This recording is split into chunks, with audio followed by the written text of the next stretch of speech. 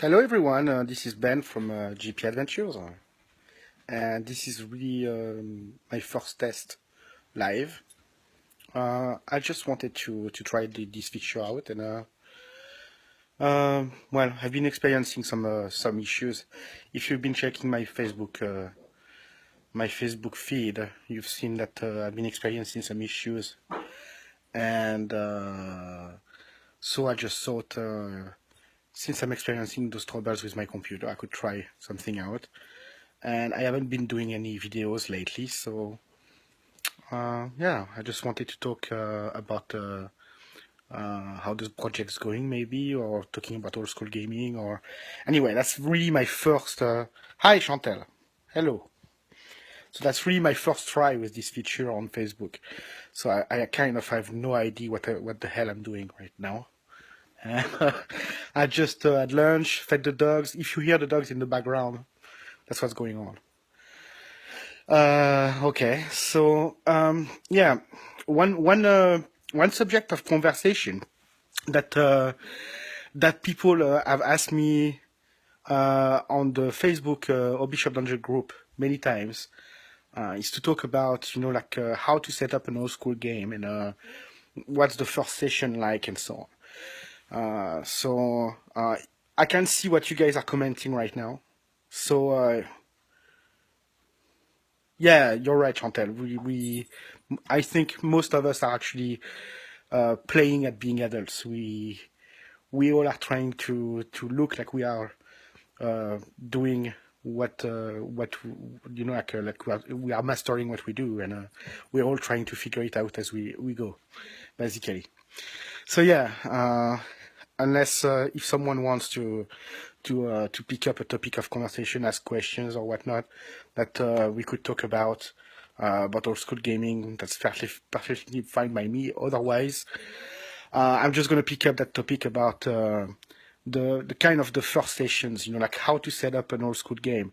Of course, that's just my perspective. I'm not a pope of the old school gaming movement or anything like that, right? But for the first time trying, like, using this feature, I thought, hey, why not? That's a subject that a lot of people have asked about. So personally, when I'm setting up a campaign, I'm trying to set up. First, I'm trying to think of a small area or a small area of adventuring that I could set up. I like to usually do what I call the session zero, which is basically meeting with all the players, the people who are interested in gaming, and not gaming right away, just talking to one another.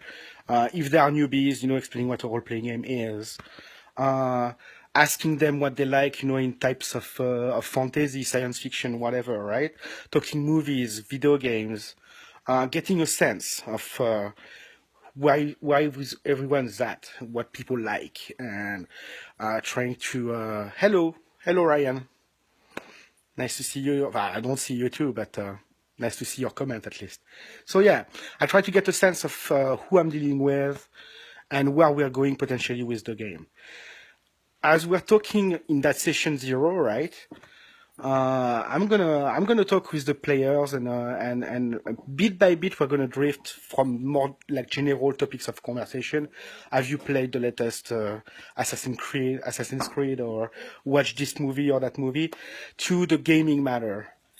And like by simply saying stuff like, "Hey, that aspect of the movie is really cool." Like, "Oh yeah, have you seen Guardians of the Galaxy?" Well, yeah, a role-playing game plays a bit like this, especially with newbies, right? And you move the topic towards the conversation of role-playing games bit by bit. You're trying to not necessarily force it, but yeah, at least to not come. The biggest thing is try to not scare people, especially when they're newbies, when you're starting role-playing games. So then during that session zero, what needs to happen is discussing about the type of characters people want to play, in the type of game you are seeing, and asking them, are you okay with that? Like, I would like to run an old school Dungeons and Dragons game, which is basically about exploring the unknown, discovering ruins and forlorn places, and you playing adventurers trying to strike it rich and to survive, and you're gonna find out secrets about the world as you go, and things are gonna happen. And what do you think about that, right? And people tell you, oh yeah, that'd be cool, or what about a science fiction game instead, or and you take the feedback of people, and you try to incorporate it, and to work out something that everyone is excited about, basically. And then when you get people going like this, right, and you feel that everyone's on the same page, usually it takes maybe an hour or 2 hours, time for people to chill and start talking, and then bring that back to role playing and start to get a sense, right? And then you can start talking about, okay, so if we set up the game this way, right, what kind of characters would you like to play? And then that comes naturally, right? You just pop up the player's handbook or whatever. If people change games in the meantime, right, you pop the rule book, and people might start to look at archetypes, character classes, the basics, right? And so you can start creating the characters and talk about. But wait, in the party, how do you guys know each other? Have you met already, or do you want me to kind of come up with that during the first sessions? And how do you guys feel about it? And so you make it a kind of inclusive thing, right? In the strictest sense, right? And so that's basically my idea of session 0. When you come out of that, hopefully everyone had a good time talking about games and figuring out stuff like that. And so Chantal is asking, do you give them a chance to roll for mental powers? Do you mean psionics, like the psionics options? That's my boy barking here. George! Well. Anyway, I hope you can still hear me. Anyway, so yeah, do I roll for psionics? No, I don't use the psionics. Usually, I don't make them roll for the chance of being a psionic character. I'm a very first edition basics kind of guy, right? I play Player's Handbook, Monster Manual, Dungeon Master's Guide, Monster Manual 2, Finfolio, and little bits and pieces of the Unearthed Arcana. Mainly level limits, weapon specializations, but weapon specializations are not available at level 1.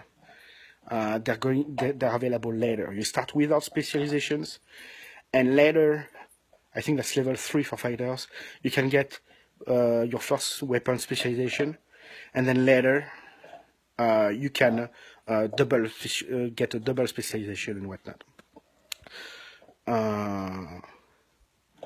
So yeah, it's telling me that my connection is weak right now. I hope you guys can still see me. Can you still see me, guys?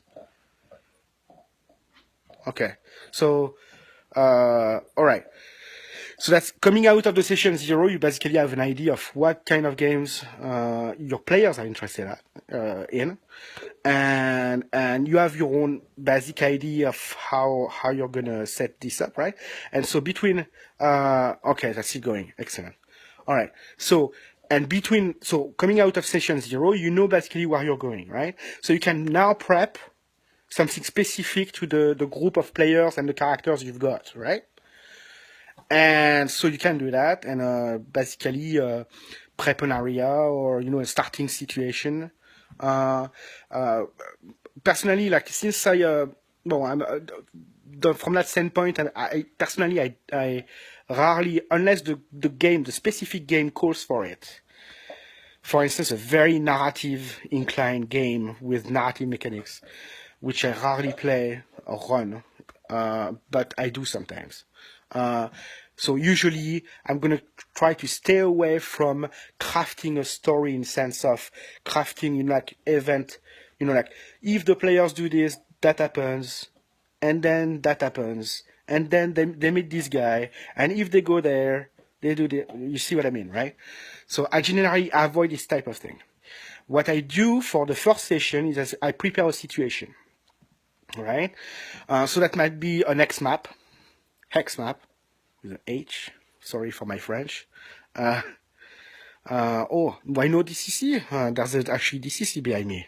Wait, right here. DCC RPG right there.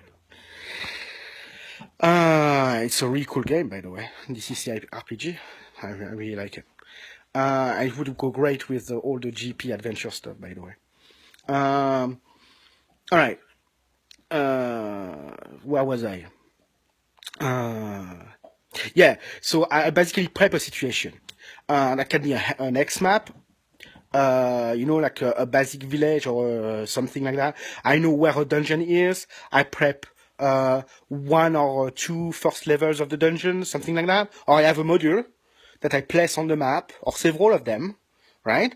And then I basically come up with the first moment of the game, right? One thing I love to do, and I do, especially with newbies, is I start the game in the middle of action, right? One of my classics there's some kind of ambush going on, right? The adventurers were on the way to like the basic village, right? Where that will become their basic base of operation. And I start them like right in the middle of some fight with some goblins or orcs or an ogre that's already wounded or something that starts the game right in the action. And once they've dealt with that situation, like describing the combat, so you're the last thing you remember is the first arrows that pierced your companions right next to you, and the rest is chaos, and you're starting to get your bearings, and what you're seeing is humanoids that are rushing the caravan where you are, and already several of the people you remember talking to yesterday evening around the campfire are dead, laying next to you. What do you do? And you just throw them in the situation like this. And once you're done with that, then they can deal with the immediate aftermath of the situation. Basically, that gives them immediately a few choices to do things, but not too many such choices in the sense that they wouldn't get confused, right? So, for instance, in the case of the ambush, right, that could be, do we push on to the village where we were going in the first place, or do we just retreat back to the main city we were coming from in the first place? Or do we try to track the guys that just attacked us and see where they were coming from already? Do we care for the last survivors and send them on their way or assist them and whatnot, right? Okay, and from there, at some point, they're going to get to a city or a town and so on, and the sandbox, if you will open up from there with more situations, more NPCs that are going to come in the picture with more situations, right? They come with the survivors of the attack into the village, and they learn from the town crier that there's been an attack on another village not far from here. Or there's a mother that is trying to find a child, and the child has disappeared during the day. Or, any type of situations that feel, like real. And then the players with their characters choose to care for them or not, right? Just like you would see something going on around you, and you're like, what do I do? Do I intervene? Do I call the cops? Stuff like that, right? All right. So I want to go back a bit somebody asked me a question here. Will it be unbalanced to allow magic users to scribe spells on their spellbook to compensate for their lack of mental storage ability at low level? I'm just making sure that I understand the question. From their spell. You mean like basically copying extra spells on scrolls, something like that to use immediately during the game? I wouldn't do that personally. Or at least part of the interest, like what makes the magic user interesting in the first place at low levels, is that it's hard to survive. It's the class that asks for the most playing outside of the box kind of attitude, right? If you start by looking at your character sheet and you see a light spell, read magic, and you have a dagger, and you cry, well, you might have some things to learn about the game still, because you could stack up on caltrops, flaming oil, chalk, use all sorts of tricks. You could hire hirelings. One of my best advanced games like this, I was playing a magic user, and the DM was cool enough to to allow me to come in the picture with the party with a few hirelings already hired. So I picked I think that was 2 pikemen, 2 crossbowmen. There were 2 guys with palaces, palace shield, like tower shields, and a lantern bearer who was a kid. And the DM was really cool with the role playing, right? So each hireling had a particular personality, and I would usually control them in the situation, like in combat situations, say, unless they failed a moral check or something like that, right? Or my character would address them directly, in which case the DM would role play them, right?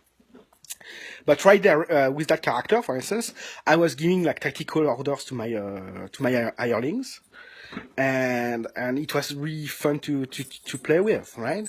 So it's not because you have just a light spell that you can't do anything in the game. You need to think around your character sheet with the world. You need to use it, right?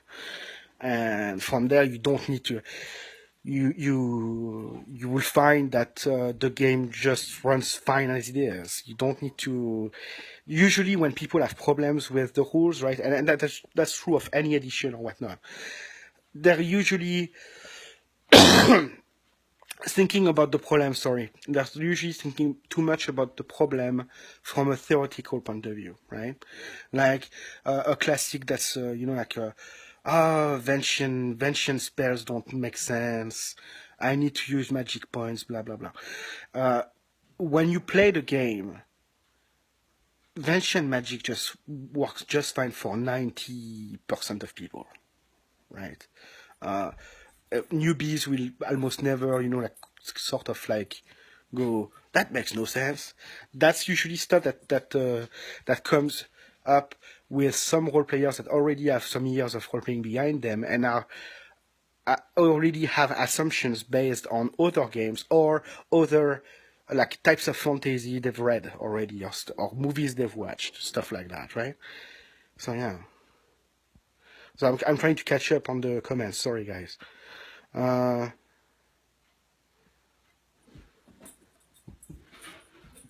So yeah. Yeah, basically, Brian the Smart says, so really you've given them the choices, and those are what move the story ahead within the context of the adventuring world milieu. Exactly, yes. You basically immediately give the agency choice to the players. And when you draw a dungeon map, this is basically the same thing. Instead of thinking of corridors and rooms when you draw the thing, right? You can think of the dungeon as a bunch of choices. Each time you have a corridor that goes left or right, you're giving a choice to the players. Hence, the maps that give the most to the players, like in terms of choices, are the maps that are non-linear, that look like mazes, right? And that's where you get that very specific kind of GP adventures look out of the maps we do, right? That's in order to push the player agency to have choices when you explore the world, and that's really because then everything you discover is a function of what you previously decided to do. And that's how it feels cool, right? Because if you had turned left instead of right, you might not have found the crypts of the vampires, right? Okay, your party almost got wiped out by the vampires, but still cool, right? Yeah, maybe if you come back later with a bunch of clerics and a mob to get to the vampires and not get anywhere close to them, maybe that's good treasure there, right? So yeah. Every choice you make from there influences what you see in the world and what happens. So that's cool, right? That's there's usually this kind of it's a classic criticism of sandboxes, right? When people say the problem with sandboxes is that you can't have the absolute sandbox where you have all the choices because people become confused and don't know what to do. Well, yes, that's true, because the ultimate sandbox is a white room. I mean, if you have too many choices and all choices carry the same type of results, there's no real choice, is there? Right? So people end up paralyzed, and whatever they do, it doesn't really matter because any other number of options would have carried the same kind of consequences. So really, the optimal sandbox is a sandbox that has some choices that make sense in situation in the world, makes it feel real, but not so many choices and so much stuff that people choke on the background information or just how many stuff is going on at the same time, which, by the way, will make the world feel fake too, right? It's not like as soon as you're rushing out your door, suddenly, like other people jump at you with news about people that disappeared and whatnot. Think about it in terms of real life, right? As if the NPCs were real people. Not everybody has an interesting story to tell, right? Some people are just people on their way to have some business, or just people searching to have a 10 card at the local tavern and whatnot, and there's just not something, maybe yet there's not something interesting about them yet. Maybe later something will happen to them. But yeah. Russell Flowers. Ben, can you hold on? I gotta go to the bathroom. I hope you can catch up. Yes, I can see. Brian again. Don't you have to give them more to go on and then just turn right or left? Like what they hear, or they know a destination they want to get to is somewhere in the west on the second level. Yes, absolutely. Yes. That was just a general example on the type of choices. Yeah, absolutely. In an exploration game, you have to play on the 5 senses, right? You absolutely, because imagine that you yourself are in a dungeon with, at best, torchlight. Then what do you think? You hear the sound of your own armor as you creak through the corridors. You have the humidity around you. You're underground.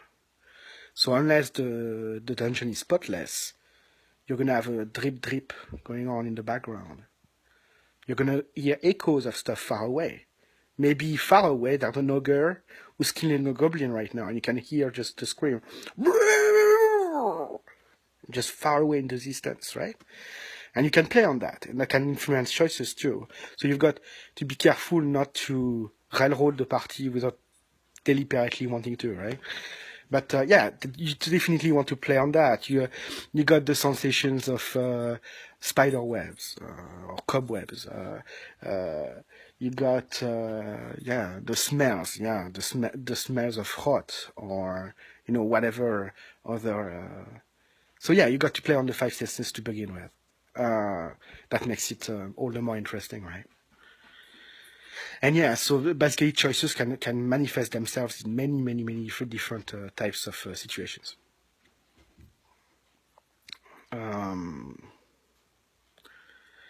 Well, Coulter just said, unless they don't ask, then you may have to handhold them. Well, hopefully you're playing with people who can take a clue, right? So basically, yes, you're gonna have to do some. I wouldn't call it hand-holding, but at least you got to give them clue as to your style of game mastering, right? So you got to give them some form of information. Describing things becomes relatively easy when you visualize them yourself. Try to not think of the space that is explored in terms of the text in the module, right? Try to visualize it in your mind and then you just describe what you see and what you smell and what you hear, right? Try to restitute that in as as few number of words that you can, right? And that's where there is a list of Lovecraftian adjectives and stuff like that. You're like, try to be as precise as possible using as little as the fewer amount of words you can. Yeah. And then hopefully same way during the session 0, basically when you explain, like, I like to run the game that way. And, by the way, don't never hesitate to ask a question, right?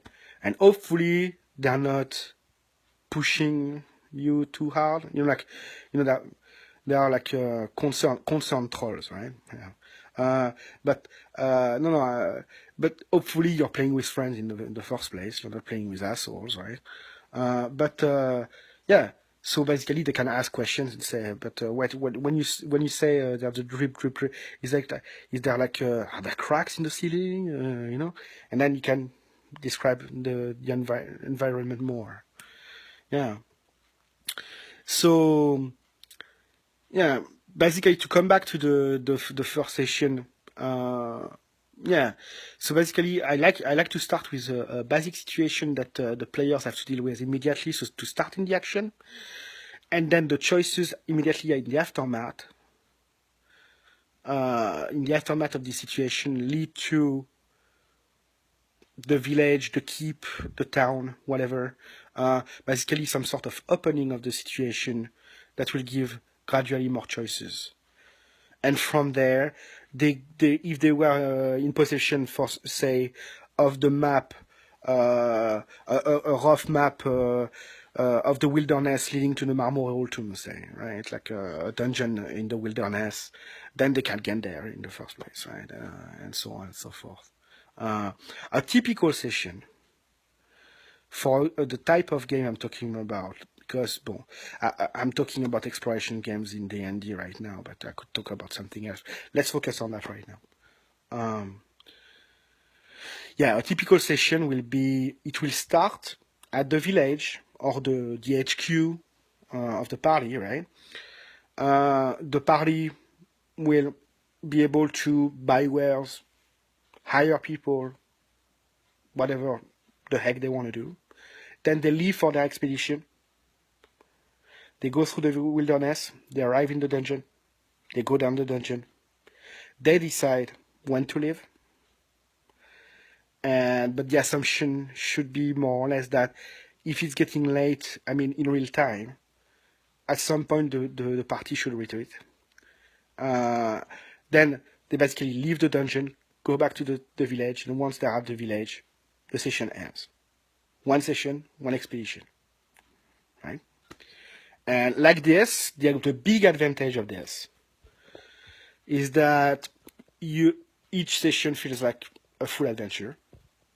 2, the characters can change between sessions, which means by extension that the players can change between sessions. And that by extension will mean that sooner or later characters will have different amount of experience points, different levels, and so on and so forth, right? So that's part of the setup. That's the way Oni does it, that's the way I do it. It works right. It really works right. You mean...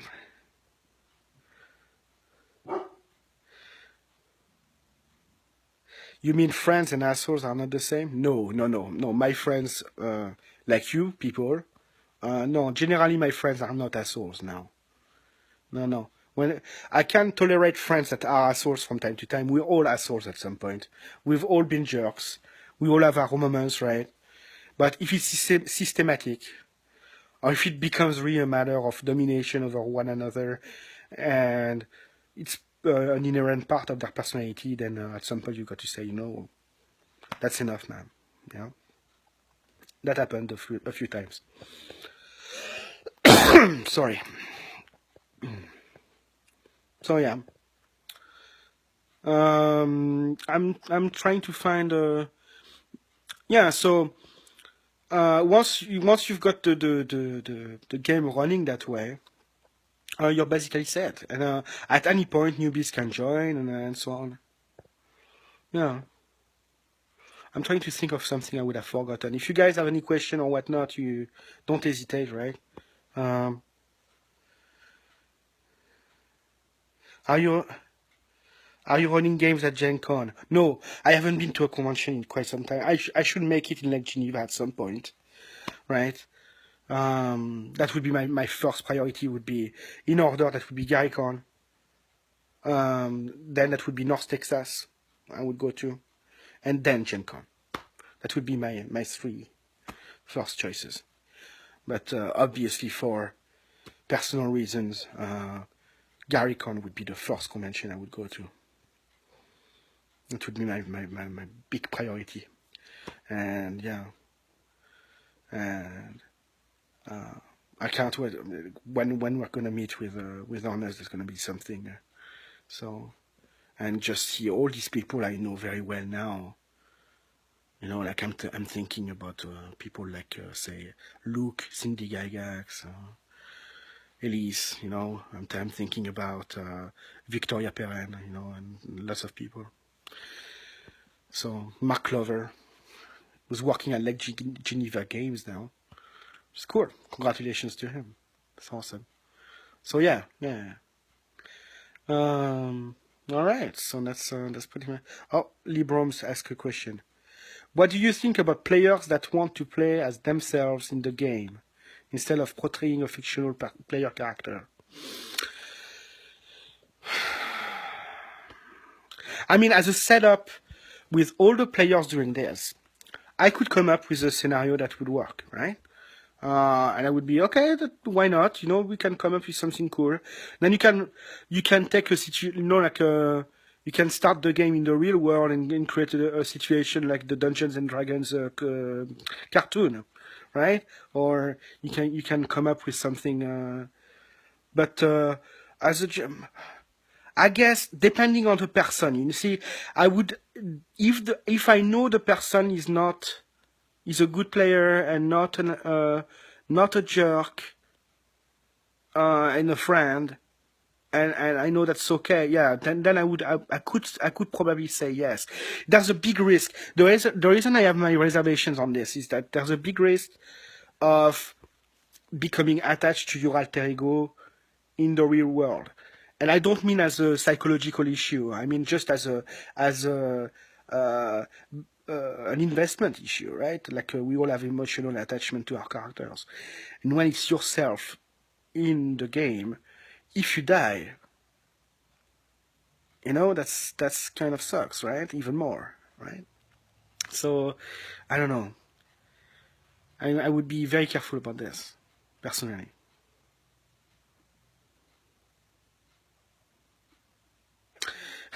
Russell says, Lee, do you mean people that are not just not good at role playing?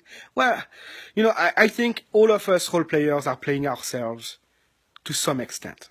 I think I've rarely seen, I mean, unless it's a completely wazoo type of character, completely oddball type character. Oh yes, I'm playing a Peanut, I'm playing a Teletubby, or something like that. We all tend to create characters based on ourselves, or at least some part of ourselves, whether it's wish fulfillment, or you know, or I want to play an anarchist and blow up everything, and because we can't in real life, right? Or well, sane people, at least, you know, don't do it. Or you know, we see we idealize a side of ourselves, and you know, like the classic, you know, a player wants to be a knight in the game, right? Because they want to be knights, and that's how they see themselves. I think we're all playing a part of ourselves in our characters. It's like kind of putting lenses, or you know, playing some facets of ourselves and not others, right? But we're always a little bit inspired by ourselves. That's what we know best in terms of human emotion.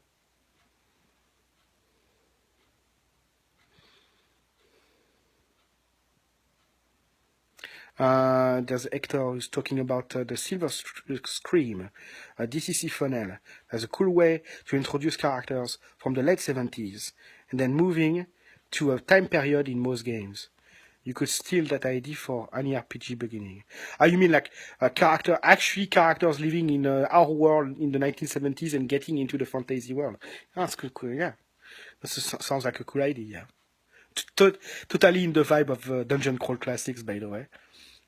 Arriving, as a guy with bell bottoms and an afro into the Dungeons and Dragons world, basically.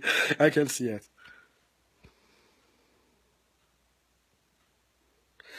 Ryan Matthews asks, what resources do you use to impose Gygaxian naturalism in your dungeon? I.e., making the dungeon's food chain make sense. Okay, first a thing. Gygaxian naturalism is an expression that was, I think, coined by James Malinesky with his blog. When he was trying to pinpoint exactly what he personally liked about the Gygaxian type of descriptions and monster manual entries and whatnot. That's something I've never personally quite agreed with, because it makes it sound like Gary was, like really into crafting realistic type settings, and I don't think his games were about that at all. Or at least, he from what I heard from Ernie and from Michael Mornar and others, right, and from what I have seen from his modules and whatnot, I think there's a lot of zany elements, Gonzo, crash the spaceships, and puns about the names of the NPCs and nations and whatnot. And I mean, at the end of the day, it was about having fun with Greyhawk. And really, it was about picking, playing with the players on all aspects of the setting, right? Hence the anagrams and all the jokes and all the stuff like that. So to answer the question now, making the dungeons food change makes sense. What type of resources do I use? Common sense. That's the biggest one. Basically, you start by when you're mapping a space, you start thinking about basic questions, right? Which, well, I'm sure that's a very American thing, but I've always wondered about, why not put latrines in dungeons? Like, why not have rooms for waste? People go to the bathroom, don't they, in dungeons? I think they do. Well, so you ask yourself some basic questions like this, like, where is the running water coming from? How does that work exactly? And basically the rest is common sense, and from there you're asking yourself questions, because running water, and how do underwater streams work, right? And so you're going, but now we have a wealth of resources on the internet to go to and to choose stuff from. So yeah, we can always investigate stuff we don't know about, and yeah, that's super cool that way. But really, the basics, that's common sense. And one of the biggest inspirations when you build a dungeon, that's just the real world. Really, honestly, that's looking at animals. Oh, the crazy there's this old phrase, reality is better than fiction, or more astonishing than fiction. And it's true. You would see some creatures that exist out there, some animals, insects, all sorts of. I've seen a thing that's fascinating. Just an anecdote coming to mind right away, right? I was walking my dog one day, and that was 1-2 years ago, and here in the Bella Coola Valley, and I stopped, and I saw spider webs stretching between blades of grass, right? And the spider had built a web, and there was a light cover of water that made the web visible, right? I thought, oh, that's interesting and stuff. Then I noticed that this web served as a cover for the water, right? So the insects that were flying towards the web would avoid it. And under the web, there was another web that was protected from the water, that did not retain the water. And it was invisible, right? So it was a basic setup, a trap, really, from a spider. And that's amazing. That's stuff that, and instantly you think, oh, there's something to do in a dungeon with this, right? And that should be your reflex looking at everything. Like, I mean, that's, yeah, when you look at mountains, when you look at the castles, well, obviously, anything can be fodder for imagination that way. That's, and the natural world is a constant source of surprise and astonishment. Yeah. So yeah. What other resources are we using like this? Ah, wait. There's another question. Charlie Phipps. Hey Ben, love the live chat. Oh, thank you, Charlie. That's really my first time. I have no idea. Like, I'm basically figuring out as I go. I know you talked about it before, but can you talk a little bit about your map making process from a philosophical design process? Assuming philosophical design process, I'm assuming some principles that are applied to the map making process. Usually when I start on a map, that's after a discussion with Arnie or something. But there are two possibilities in the work we are doing with GP now, right? Or I've been doing for a while. Sorry. The first possibility is that we're working from maps of Arnie from the 70s. And that's a different issue from coming up with a new adventure location, right? Okay. Because the process of reworking the maps and all that, what I'm doing when I'm working from Ernie's originals is in part trying to make sense of it in some way, make it look cool. Some maps of Ernie, I mean, these maps are awesome, but they're really like maze maps. Like I'm sure you've seen some pictures of the maps of Gary's first levels of Greyhawk and all that. The first maps of the Archbishop Dungeon look similar to that. They're very mazy maps, right? And so when I started on the Archbishop Dungeon, one of the ideas was to make sense of the physics. You know, like adding some measure of space, of blank space between corridors and rooms. So there would be support and pillars to support the fortress or the ruins of the fortress above the Castle Celadon.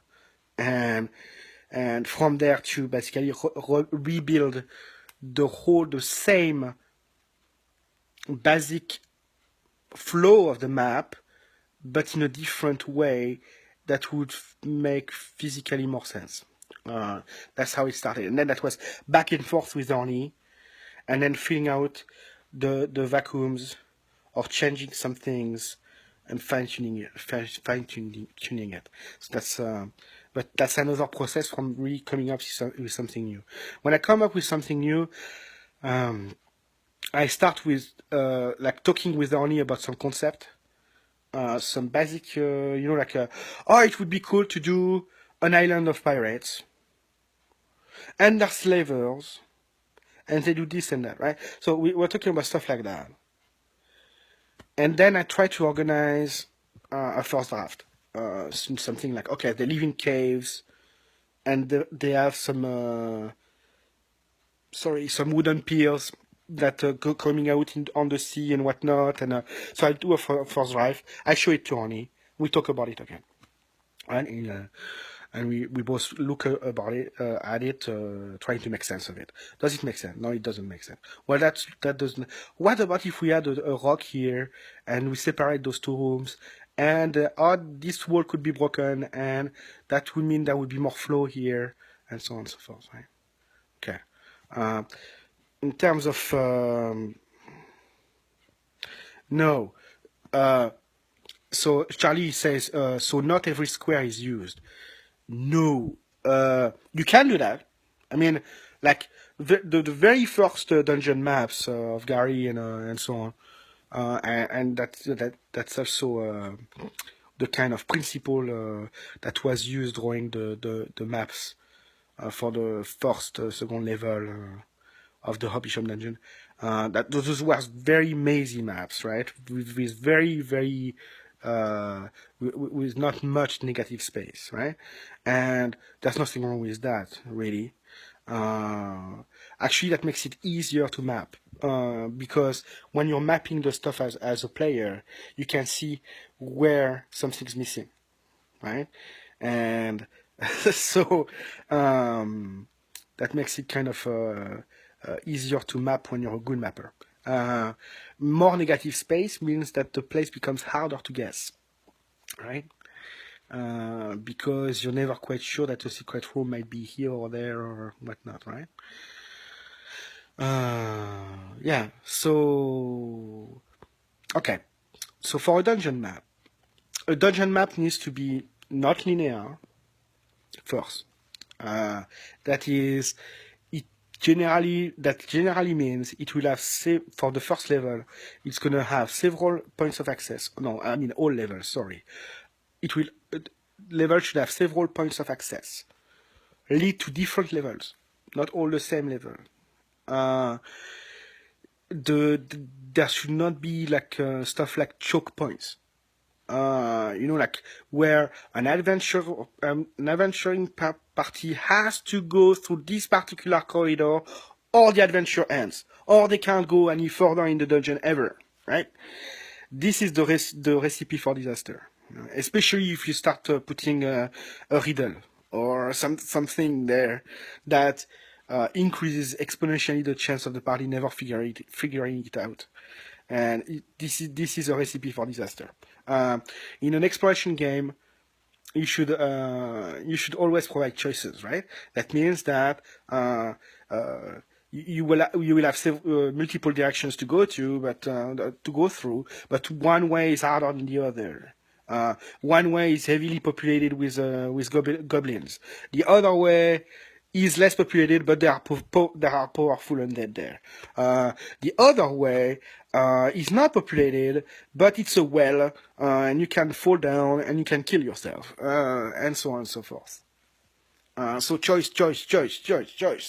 That should be always the idea behind this, right? And then you put interesting opponents that work with the environment. And then you choose treasure that's cool and generally related to the creature.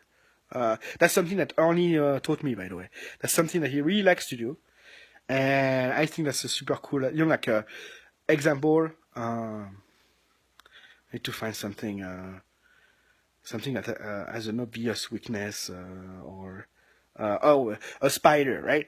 Spider, you're gonna put something that heals poison with the spider, right? Like, or you have a treasure that is deep underwater.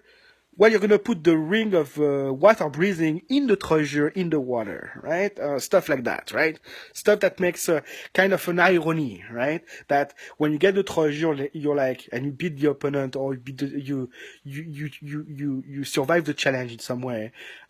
When you finally get to the treasure, you open it, you're like, geez, if I had had that in the first place, how much easier would it have been, right?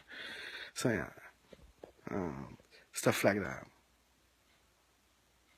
Charlie, my players had a blast mapping the Marmoral Tomb. Excellent. Awesome. That was a cool map. The first version of the Marmoral Tomb level 1 I did was terrible. I was trying to figure out exactly how to represent the environment, whether I should do partial 3D and whatnot, and it was actually terrible. And we scrapped that first draft and restarted from scratch. And the second time worked totally fine. It was awesome. To us anyway. Yeah, the Gygaxian food treasure placement is frustratingly funny. I agree with that. I think that there's a lot of irony in uh, in the way this game is prepared, or in a Gygaxian way, which I should say. There's a lot of sense of humor in Gary's work, and Ernie is a guy who has a terrific sense of humor. And you feel that a part of the setup of the game is meant to have fun, and sometimes that means teasing your players. That means teasing their characters. That means, like, but not in an assholeish way. It's hard to explain. People usually interpret that as just being a dick, like the adversarial DM who's a douche to his players. That's not that at all. Robert Kuntz, Rob Kuntz, wrote a blog post about humor in the original campaign that was really, really, really telling about this. And it all comes from, at least in big part, comes from the teasing each other, playing war games.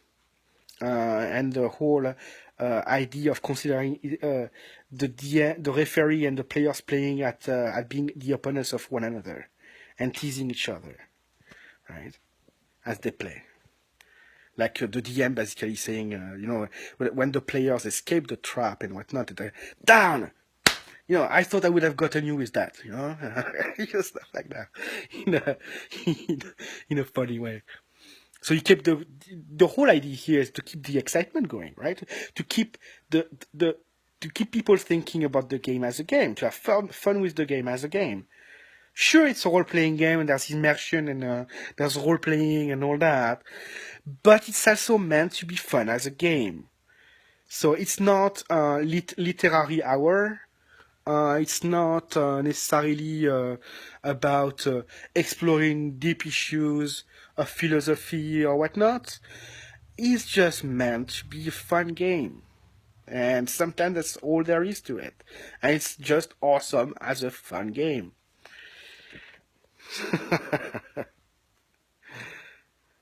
Yes, absolutely. You have to know your players to pull off acceptable teasing. That's one of the golden rules of DMing. Really, always know thy players. Know your players. Uh, the that's why, like, generally when people give advice about like gaming, and they explain stuff about how to run games with people you don't know, and table rules, and you had a hashtag on Twitter that was like not at my table, I don't accept bigotry at my table, and stuff like that. And that always makes me wonder, reading stuff like this, like, do these people regularly play with friends in the first place? Because I don't know for you guys, but for me, my basic assumption is that you're playing role-playing games with friends, right? Uh, sure, there are some people who are going to play mostly in game stores, who are going to play section and events and all that. I can see that in that kind of circumstances where you play with people who you don't really know well. But for me, that's not what I do. When the last time I've played with completely unknown people, that goes back, I don't know, 15 years ago, something like that. So usually I play with people who are friends first, then we play a game together, not the other way around. Yeah, yeah. Make sure to try to encourage your players to try anything. Ryan Matthews. Yeah, absolutely. Yeah, yeah. Uh, the way Well, one way you can do that is by, again, not being a dick, right? If you constantly discourage the players, right, by basically snapping their fingers each time they try something, and you say, no, it's not in the rules. Well, you do that, and something bad happens. If every single time they try something out of the box is just a shit, suboptimal choice, they will stop doing it.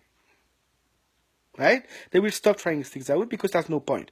Therefore, the only way to play this game is to basically read the rules and play by the rules in the box.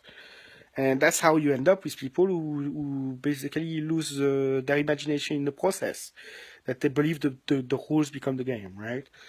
And so basically, to avoid that, you need to, you need to let them succeed at some things, right? Or give them honest odds to succeed at some things outside of the box, so that they get some form of reward from thinking outside of the box, right? That's how you encourage this. And you don't need to overthink it. You can just say, well, it's not in the rules, especially with the old editions of D&D. Well, it's not in the rules, just roll a 6-sider and see what happens, right? And you have roughly, you roll a 1 or a 2, we'll see, just roll. You just roll with it. Most of the time, you don't need to be nitpicky and try to count, like on a 100-sided die, is it 97% or 98%?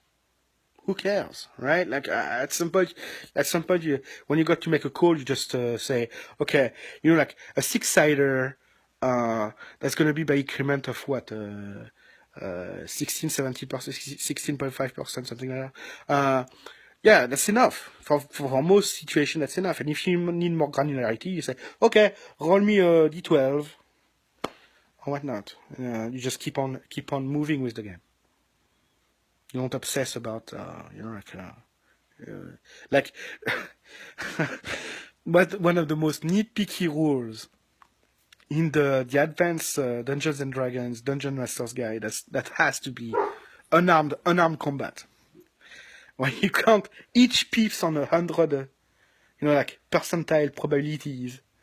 And this, I never played, I've never played to a table that used the unarmed combat rules of AD&D. And, I couldn't see, I couldn't see that. Yeah, it's getting late, I see Charlie and Doc went home and stuff. Well, I basically covered my topic of the first session and whatnot. I hope you guys enjoyed this. I'm gonna go too. And yeah, that was fun for me. I hope that was fun for you guys too. So talk later, guys. Bye-bye.